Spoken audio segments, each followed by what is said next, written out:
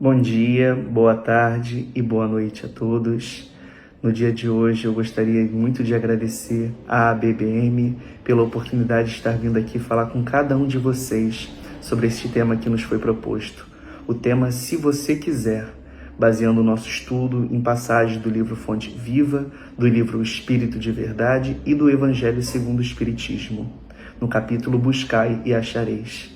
É uma grande felicidade estar aqui podendo falar sobre essa reflexão, sobre esse tema tão importante que nos gera questionamentos e também momentos de pensarmos um pouco mais a fundo sobre a nossa vontade, sobre o nosso desejo, sobre o nosso ímpeto de agir. Para a gente fazer a abertura devida do nosso estudo, vamos então fazer uma página de preparo e uma prece de início. A página reservada para a leitura do nosso preparo foi do livro Pão Nosso, psicografia de Francisco Cândido Xavier pelo Espírito Emmanuel, item de número 4, antes de servir. Bem como o Filho do Homem não veio para ser servido, mas para servir. Fala de Jesus, segundo o Evangelho de Mateus, capítulo 20, versículo 28. Em companhia do espírito de serviço, estaremos sempre bem guardados.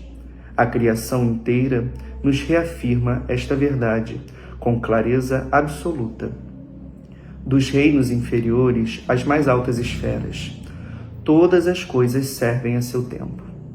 A lei do trabalho, com a divisão e a especialização nas tarefas, prepondera nos mais humildes elementos, nos variados setores da natureza. Essa árvore curará enfermidades, aquela outra produzirá frutos. Há pedras que contribuem na construção do lar, outras existem calçando os caminhos. O Pai forneceu ao Filho, o homem, a casa planetária, onde cada objeto se encontra em lugar próprio, aguardando somente o esforço digno e a palavra de ordem. Para ensinar a criatura a arte de servir, se lhe foi doada a pólvora destinada à libertação da energia, e se a pólvora permanece utilizada por instrumento de morte aos semelhantes, isto corre por conta do usufrutuário da moradia terrestre, porque o Supremo Senhor em tudo sugere a prática do bem, objetivando a elevação e o enriquecimento de todos os valores do patrimônio universal. Não olvidemos que Jesus passou entre nós, trabalhando. Examinemos a natureza de sua cooperação sacrificial e aprendamos com o Mestre a felicidade de servir santamente. Podes começar hoje mesmo. Uma enxada ou uma caçarola constituem excelentes pontos de início. Se te encontras enfermo, de mãos inabilitadas para colaboração direta, podes principiar mesmo assim, servindo na edificação moral de teus irmãos. Convidamos então aqueles que assim se sentirem confortáveis a fecharmos os nossos olhos, acalmarmos nossos corações e nossas mentes, respirarmos bem fundo, trazendo nosso pensamento, nosso intento e nossa vontade a este momento de estudo, de reflexão, no qual, mesmo à distância, nos encontramos juntos em ideal, juntos em pensamento, juntos pelo amor que o Mestre nos ensinou. E assim unidos, que possamos elevar o nosso pensamento a Deus, nosso Pai Criador, a espiritualidade amiga que nos cerca a todos os momentos, aos nossos mentores do plano maior, ao nosso mentor espiritual, que nos acompanha, que nos guiou até esse momento e que segue nos guiando a cada dificuldade, a cada felicidade, a cada momento que precisamos, a cada momento que nos demonstramos úteis e fortes a executar conforme a missão de Deus. Que possamos seguir sempre com esse amparo e com essa luz, e que possamos, ouvindo, aprendendo e praticando essa doutrina, por cada dia mais os ensinamentos do Divino Mestre em prática em nossas vidas, alcançando o máximo de corações possíveis com sua luz. Que assim seja, graças a Deus e graças a Jesus. Nós gostaríamos primeiro de fazer um destaque a algumas considerações finais da página de abertura que acreditamos que contribui muito ao tema que nos foi proposto. Quando aqui, ao final, é dito: podes começar hoje mesmo. E quando também nos é lembrado: não olvidemos que Jesus passou entre nós trabalhando. O chamado à ação é um ponto, é uma questão que vai conduzir primariamente o nosso estudo de hoje. O tema do nosso estudo, se você quiser. Esse tema está nos chamando. Ele nos chama não só à reflexão, não só ao estudo, não só ao pensamento, não só a se debruçar sobre o conhecimento, mas a praticar, a vivenciar, a dar e seguir o exemplo, a perpetuar o exemplo do Mestre que deu a cada um de nós. E sobre esse tema proposto, a gente busca então, inicialmente, ler um trecho da mensagem de mesmo nome, se você quiser, disponível no livro O Espírito de Verdade. E esse trecho diz assim: diz você que o mundo é um amontoado de males infinitos. Entretanto, se você quiser construir o bem na própria alma, respirará desde agora na faixa do mundo melhor, que surgirá em si mesmo. Vamos buscar esmiuçar esse início de página, esse início de mensagem, e extrair o máximo de riqueza que ela tem para cada um de nós. Ele inicia nos dizendo que nós, você, dizemos sempre, repetimos, perpetuamos, que o mundo é um amontoado de males. Ele nos chama primeiro a observarmos a maneira que nós estamos tratando, que nós estamos enxergando o mundo à nossa volta. Depois ele coloca: entretanto, se você quiser construir o bem na própria alma, o bem é obra coletiva? Sim, com certeza. Jesus nos ensinou isso e quantos outros depois dele. Agora, o ponto de partida, ele é pessoal, ele é interno nesta construção. Todos nós temos a responsabilidade na colaboração do bem coletivo, mas todos nós partimos, a princípio, daquilo que nós temos a capacidade inicial. E essa capacidade inicial é na autotransformação que nós vamos conversar hoje. E ele ainda diz assim: respirará desde agora é atitude para este momento, não para o hoje distante, não para o amanhã mais distante ainda, mas para agora. O momento que nós decidimos mudar a nossa forma de enxergar, o momento que nós decidimos mudar a nossa forma de interpretar o mundo à nossa volta, é o momento que demarca essa transformação. Respirará desde agora na faixa do mundo melhor que surgirá em si mesmo. É imaginar, é visualizar, melhor dizendo, para caminhar nesse sentido, para alcançar essa máxima, para alcançar esse mundo melhor. Então, o convite que nos é feito, de primeiro ponto, é um convite à transformação pessoal, à nossa mudança como nós mesmos, naquilo que nós enxergamos como necessário, naquilo que nós refletimos. E assim, nós lembramos uma prática extremamente positiva, a todos os dias, uma prática que nós propomos ao exercício constante, diário de cada um, no momento da noite, ao nos deitarmos, ao fazermos a nossa oração, que possamos ter um momento de reflexão sobre tudo aquilo que se passou ao longo do dia, nos lembrarmos de cada uma de nossas ações. E o nosso chamado aqui não é ao ressentimento pelos males que nos afligiram ou a culpa sem sentido por cada um dos nossos erros. Sim, nossos erros são constantes ainda. Sim, nós devemos entender o peso deles e vamos conversar um pouco mais a fundo sobre isso. Mas esse convite é a entender cada um dos processos que nós tivemos ao longo do dia. É entender cada uma de nossas ações e reações e buscando primeiro visualizá-las, depois entender o que nos levou àquele momento, entender se é necessário ou não mudar uma atitude e a partir daí focar nossos esforços nessa mudança. o nosso convite de reflexão no momento da noite, no momento de descanso, é uma pausa onde nós vamos virar para cada um de nós e falar: nisso eu acertei, nisso eu acredito que eu estava seguindo conforme os desígnios do Mestre. Logo, tenho que continuar agindo dessa forma. Nisso eu cometi uma falta. E mediante isto, entendendo que é uma falta, eu vou buscar repará-la e não perpetuá-la.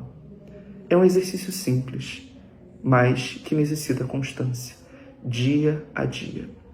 Voltando então à frase que abre o nosso estudo, onde a gente fala sobre a nossa maneira de enxergar o mundo e, enxergando o mundo, como que nós podemos proceder com essa transformação interna. Nós somos chamados a uma mudança de perspectiva a primeiro momento.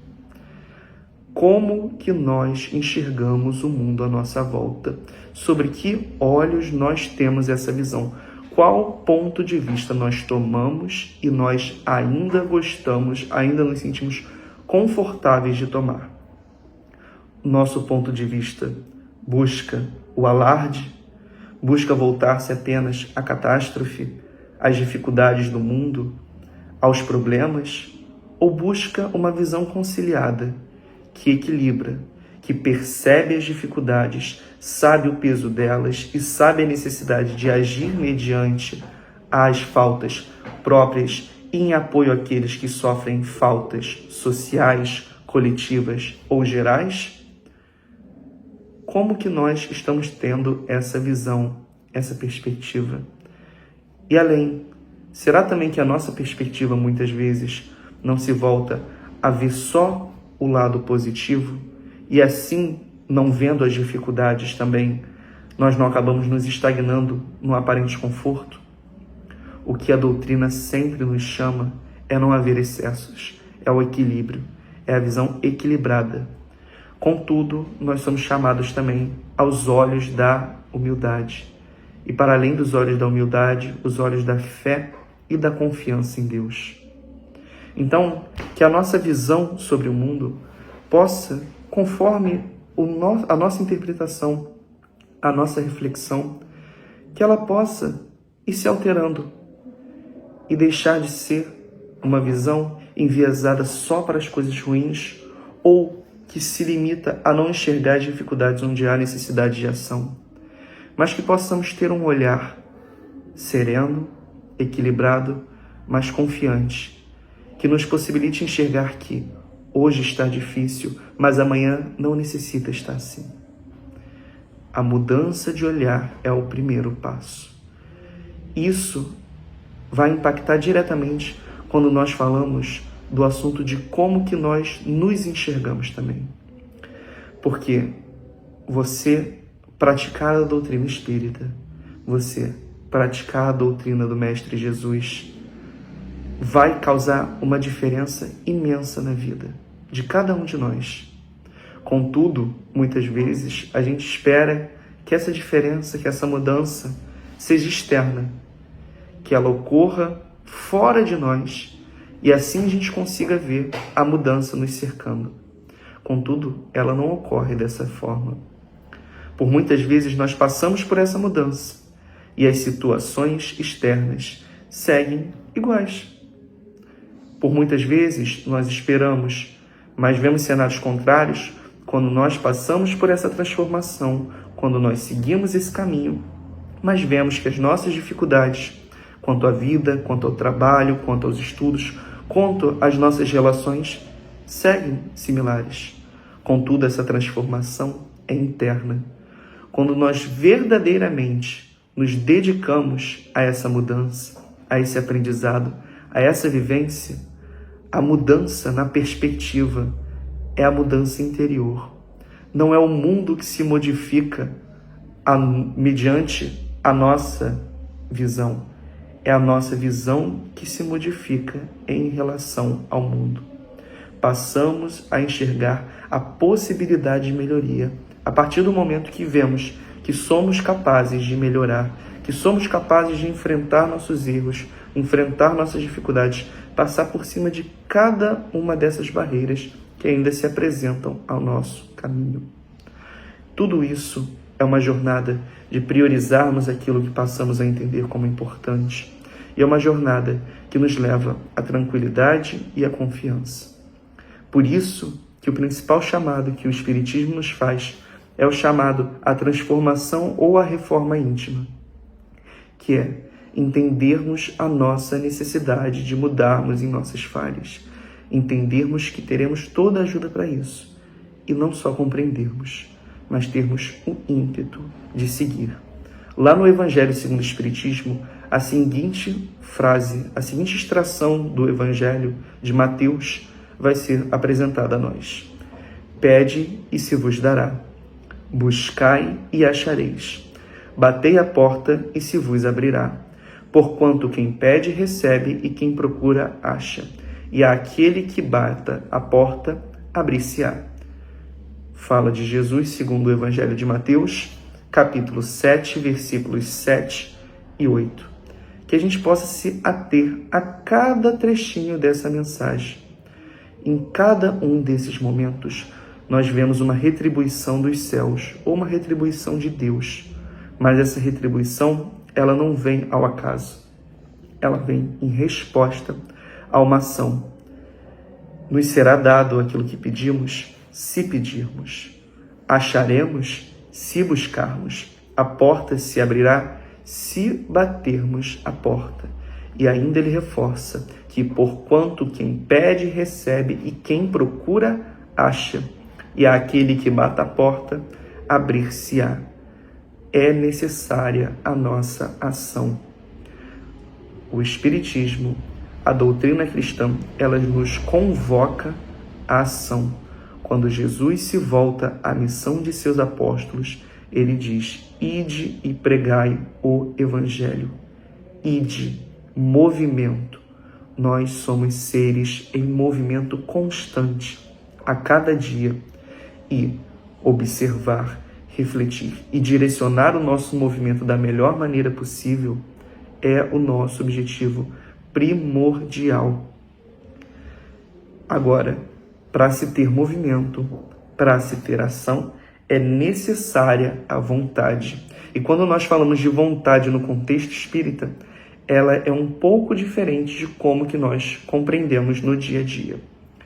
Inicialmente, nós temos duas acepções diferentes que nós aplicamos à palavra vontade no cotidiano. Nós temos aquele desejo superficial, que é um intento brando e que não vai ter nenhuma atividade em prol de alcançá-lo, e normalmente nós chamamos isso de vontade.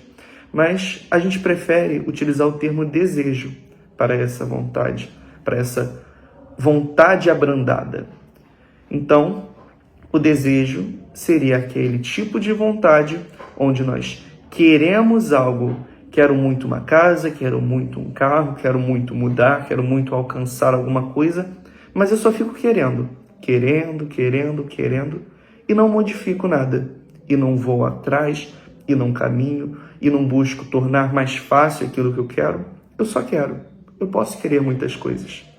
Agora, quando nós vamos falar sobre a vontade aprofundada, ela no seu sentido mais claro, e aquele que a doutrina espírita nos traz, nós falamos sobre a vontade enquanto o intento profundo, que não é só o querer, mas é o querer e ir atrás. Eu quero mudar o meu jeito de ser. Então, eu vou ter esse desejo, vou pedir a ajuda de Deus e da espiritualidade para caminhar nessa direção e vou caminhar nesta direção. Não vou ficar aguardando sinais. O sinal é dado a todo momento. Muitas vezes nós não queremos ver e ficamos esperando aquilo que nos já foi avisado. Nossa vontade é o que nos guia. É definido no Livro dos Espíritos e na Gênese, no Livro dos Médiuns, que a vontade é como se fosse as mãos para o Espírito. A vontade é o que guia a ação do Espírito e suas relações. Então, a vontade é uma potência a cada um de nós, que nós precisamos saber utilizar. Quando a gente fala sobre essa relação entre desejo e vontade, nós lembramos de uma história que se conta popularmente, onde uma mulher, numa situação difícil, estava precisando de socorro e começou a clamar aos céus por socorro, socorro, meu Deus, me tire dessa situação. Então, passam algumas pessoas lhe ofertando ajuda, lhe ofertando o apoio, tirá-la daquela condição. E ela diz: não, estou clamando a Deus por salvação e Ele irá me salvar, Ele irá me tirar dessa situação. Essas pessoas se vão, passam um tempo, elas seguem pedindo a Deus e de novo um grupo se apresenta, disposto a ajudá-la. E ela novamente nega. E não conseguindo sair dessa situação e tendo um encontro com Deus, ela questiona Deus por que ele não a tirou daquela situação. Deus então se volta a ela e diz: por vezes eu te mandei socorro, por vezes eu te mandei a ajuda que precisaste, mas você não aceitou.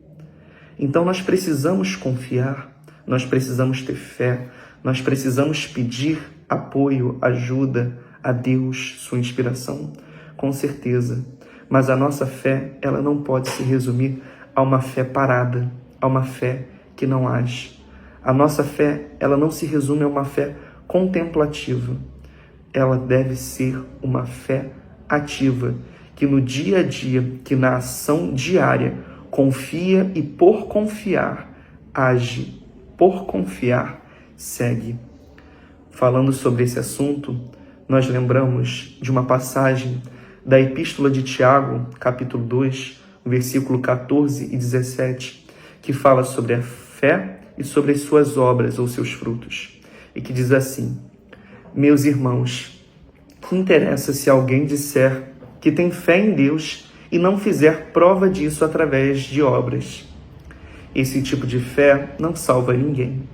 Assim também a fé, se não se traduzir em obras, é morta em si mesmo. Olha a profundidade dessa mensagem que Tiago traz em sua carta a cada um de nós. Ele se endereça àqueles que estão ali no seio das primeiras comunidades cristãs para ouvir a mensagem daqueles que estiveram ao lado do Cristo. E ele vem falar sobre a importância da fé posta em obras. Não só a fé proclamada, não só a fé internalizada, mas a fé da ação, do arregaçar de mangas, da mão na obra, do dia a dia. A fé que alimenta, a fé que dá apoio, a fé que sustenta quando nós acreditamos que não somos capazes de sustentar, de alimentar, de dar apoio, mas que, confiando na providência de Deus, nós seguimos fazendo essa tarefa. E aí, nessa fé posta em ação no dia a dia, nós encontramos a máxima de nossa doutrina espírita. E a máxima de nossa doutrina é: fora da caridade não há salvação. Caridade, esse advento, essa bênção que Deus nos dá e que tão bem nos foi ensinado pela doutrina espírita e pelo Mestre Jesus. A caridade é o meio de salvação. A caridade é a fé posta em atos. A caridade é a entrega por aqueles que necessitam. A caridade é a expressão ativa do amor.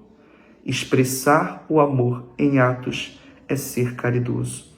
E a caridade não se resume ao contexto material, como muitas vezes nós imaginamos. A caridade pode se demonstrar em diversos sentidos. Alguns que nós damos ênfase é a caridade propriamente dita, enquanto assistência financeira, enquanto apoio material, o que também é necessário. Nós não nos isentamos dessa responsabilidade. Compreendemos que a caridade tem diversas outras acepções, mas entendemos imensamente, no contexto que nós vivemos hoje em dia, a necessidade desse apoio material a cada um daqueles que passa por dificuldades. Podemos também falar sobre a caridade quando entregue através do trabalho. Por vezes não temos recursos a contribuir, mas temos a nossa força, a nossa vitalidade a contribuir com tantas obras sociais, com trabalho na casa espírita, com movimentos de assistência aos mais necessitados. Temos também a caridade expressa na atitude do amor diariamente, cotidianamente, que por muitas vezes nós nem interpretamos como caridade, mas que é e que faz uma diferença imensa na vida das pessoas. Um ouvido disponível àquele que necessita contar sobre uma dificuldade ou sobre uma dor. E aqui a gente fala sobre o ouvido disponível, não o momento onde nós escutamos e escutamos a dor ou a falta de nosso irmão e escutamos aquilo planejando todo o argumento a ser dado, como se aquele momento fosse para nós replicarmos uma informação a ele. Não, é o ouvido amigo, que apoia, que consola, que por muitas vezes só responde com um abraço, com um acalento, com um ombro. Então, essas expressões diárias de carinho, de consolação, são também expressões da caridade.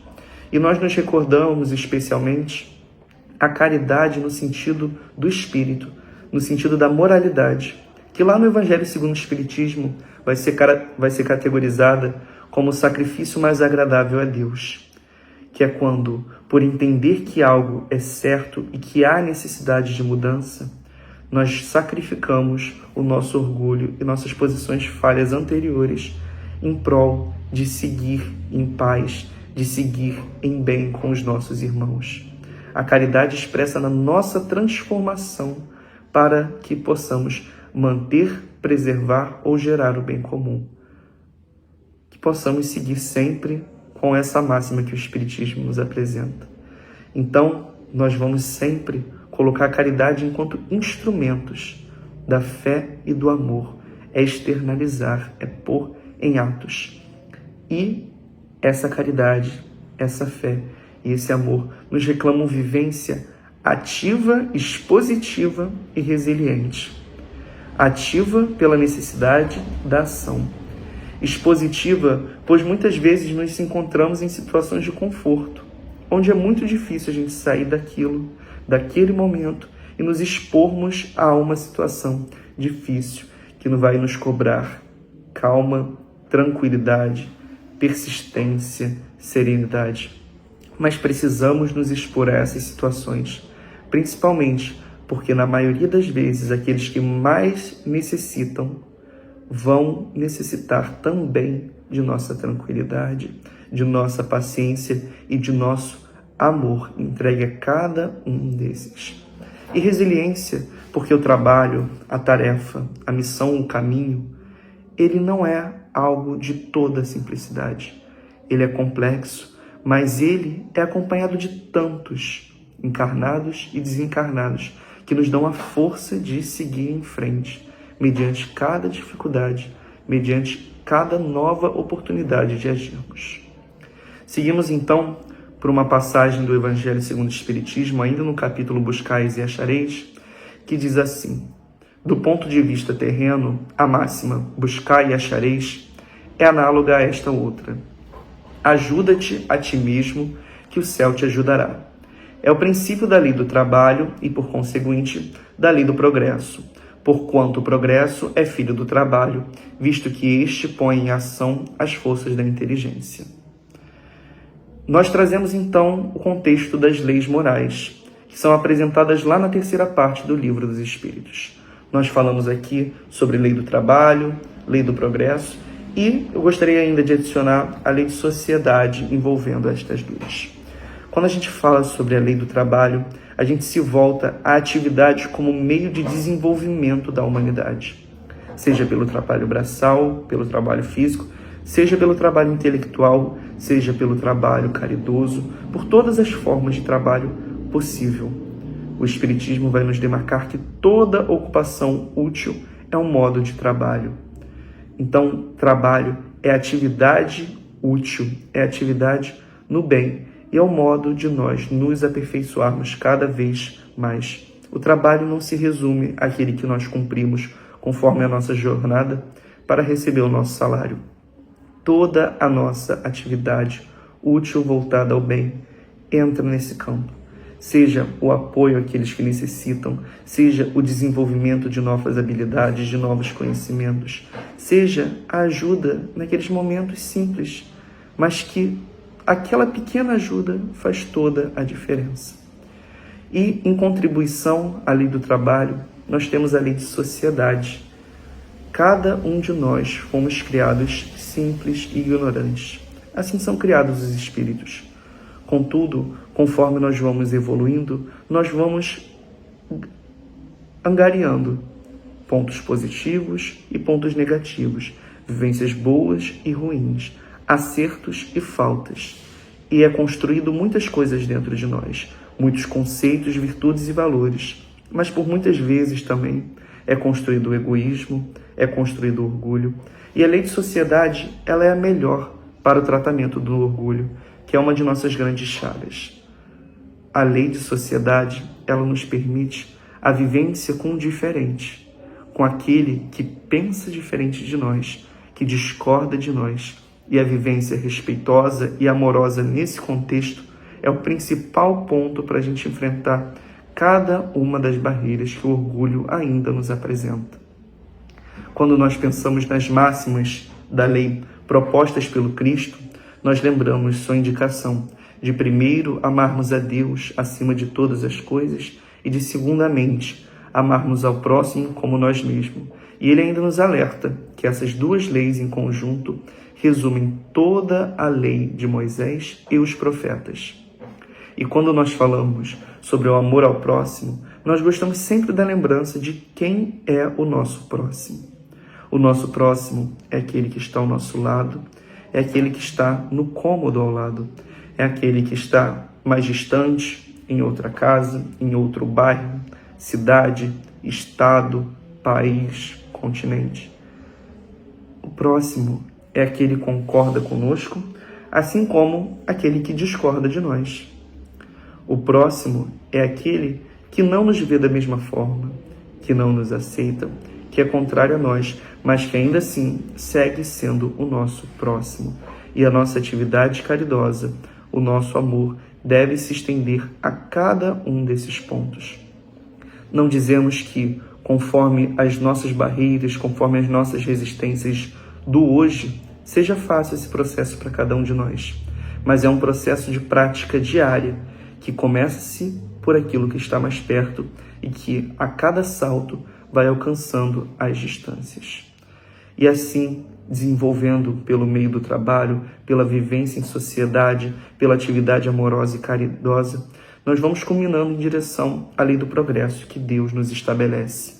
E a lei do progresso vai dizer que todos nós, cada um, conforme os nossos méritos, conforme os nossos esforços, vamos evoluir. A evolução alcança a todos, sem exceção.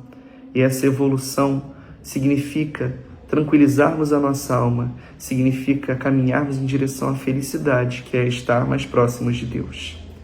E essa evolução, como o Espiritismo nos mostra, ela vai se dar principalmente em duas asas principais, duas alas de evolução que são marcantes, que se distinguem.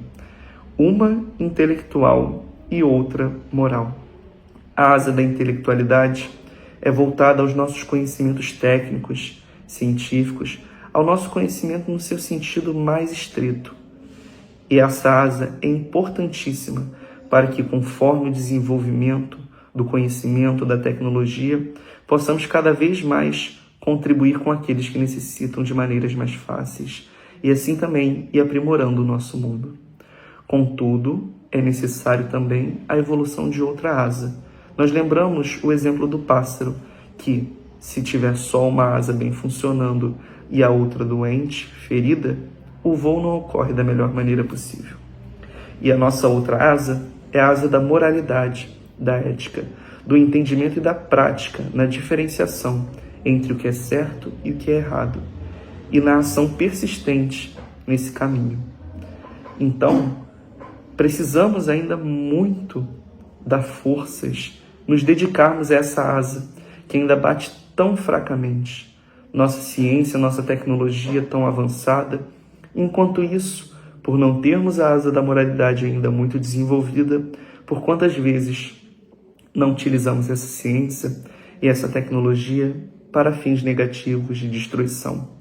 Somos chamados ao desenvolvimento dessa asa na ação constante.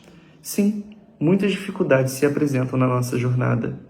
Nossa condição da existência atual, estando num mundo de provas e expiações, nossas aflições passadas que ainda apresentam consequências presentes e, por muitas vezes, nossas faltas e dificuldades relativas às aflições presentes.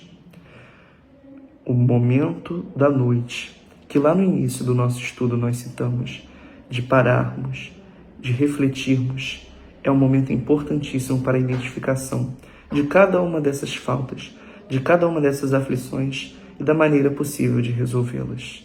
Que possamos buscar sempre essa internalização, sempre esse momento de reflexão, de nos dedicarmos à nossa melhora. Alguns minutinhos por dia, todo dia, faz a total diferença. E esse movimento de autodescobrimento, de autoentendimento é essencial. Precisamos nos entender. Sim, vamos ter dias mais fáceis e dias mais difíceis, dias melhores e piores. Vamos sentir e pensar ainda coisas negativas. Isso é descrito lá no Evangelho segundo o Espiritismo, que ainda não temos total controle do nosso pensamento e que por muitas vezes pensamentos negativos vêm à nossa mente. Agora, incentivar ou não, dar ou não espaço a esses pensamentos é primordial para iniciarmos essa mudança. Não é porque um pensamento negativo vem à nossa mente que precisamos escandalizá-lo, ou seja, transformá-lo em ação. Podemos contê-lo, podemos fazer com que no lugar dele tome-se espaço um pensamento positivo, não dando perpetuidade àquela negatividade que foi lhe gerada. E esse movimento de melhora nos requer prática reflexiva e não reativa. Não é porque algo me aflige que eu vou virar e reagir automaticamente. Mas eu posso tomar 2 minutos que seja.